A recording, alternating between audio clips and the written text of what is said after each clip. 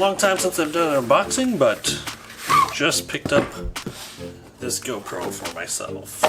Alright, got the hard shell case here. And here's the USB cable, USB-C to USB-A. Got the battery here, and there are a couple of clips here. The normal clip that they have with the screw in. Let's see if we can get it out. There it is. The camera itself. And on the top here we've got some paperwork, some instructions, and looks like that's it.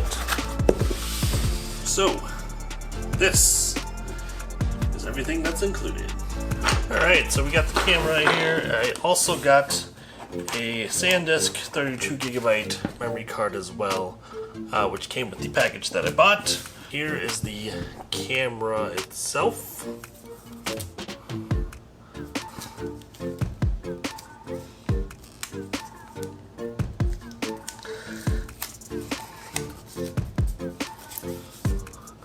On the bottom here, as you can see here on the clips, these can fold out, which was a pretty recent addition. I think it was the GoPro Hero 8 or 9 where they added this feature where it just folds back in. Honestly, I don't know much about this one. The GoPro that I currently have is the GoPro Hero Plus, which is from a long time ago. So this pulls down and then opens up. So here is the battery compartment. It looks like the USB-C plug is over here as well. Secured on there, pretty solid. Power button up on top. Let's see if we can turn it on.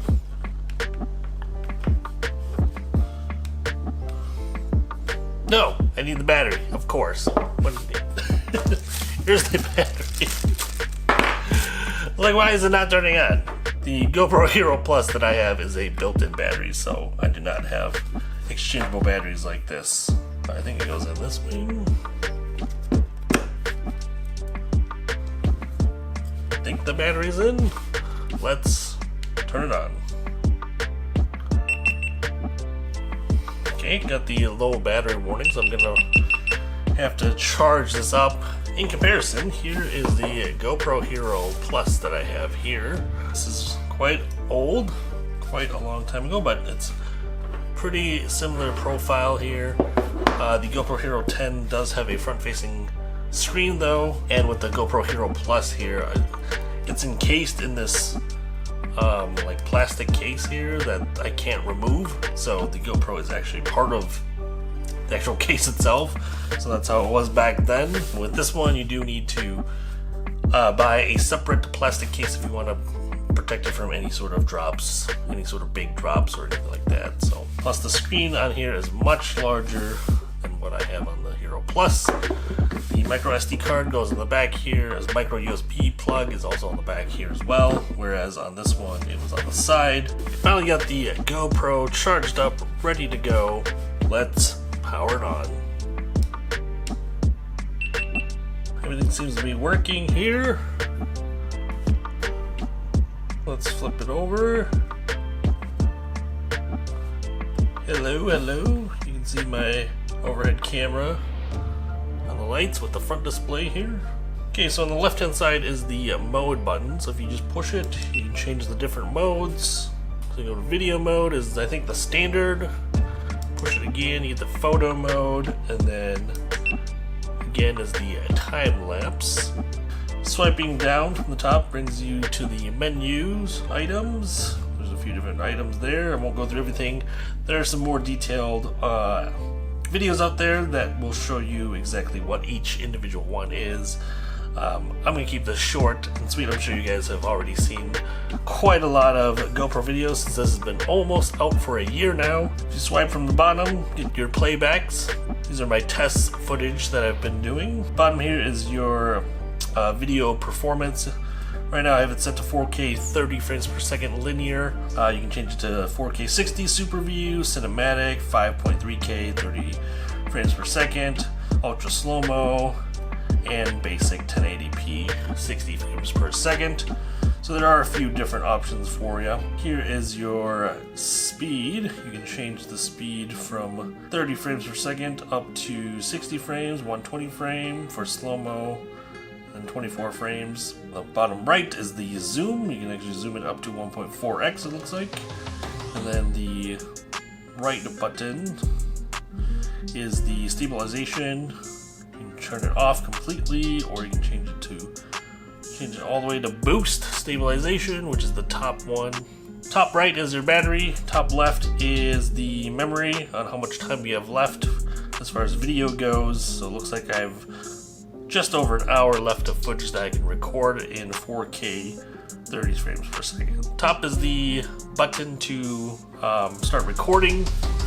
Then of course you have the front facing screen as well. So you can see everything that you saw on the backside, but in a small square form. Let's peel off the stickers.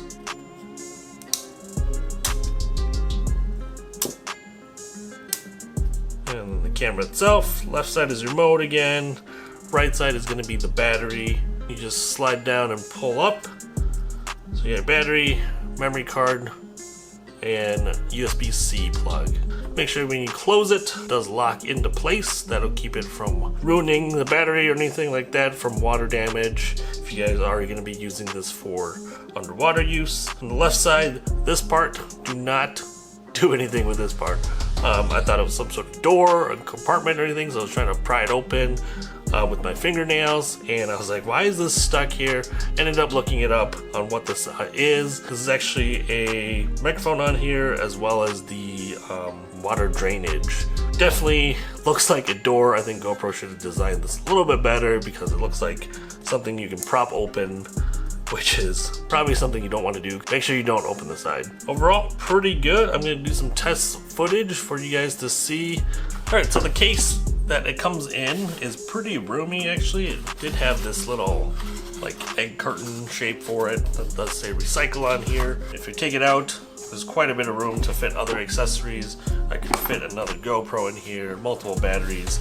Got a little mesh area up here, as well as the instructions. Pretty large case, but small enough to fit in like a backpack or something like that. So pretty handy that it comes with this case, and plenty of room to fit all of your GoPro accessories. Alright guys, testing out the GoPro Hero 10 Black. This is in 4K 60 frames per second. Not sure how the audio is. It's kind of a windy day. This is the linear view. Alright guys, this is the super view. It is very windy out right now. Not sure if you guys can hear me, but the super view, you can kind of see the wobbling effect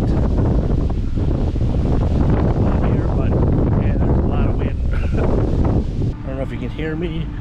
This is the linear view with the Horizon Plus. I'm just going to do a quick jog here and see how the stabilization is. Let's go.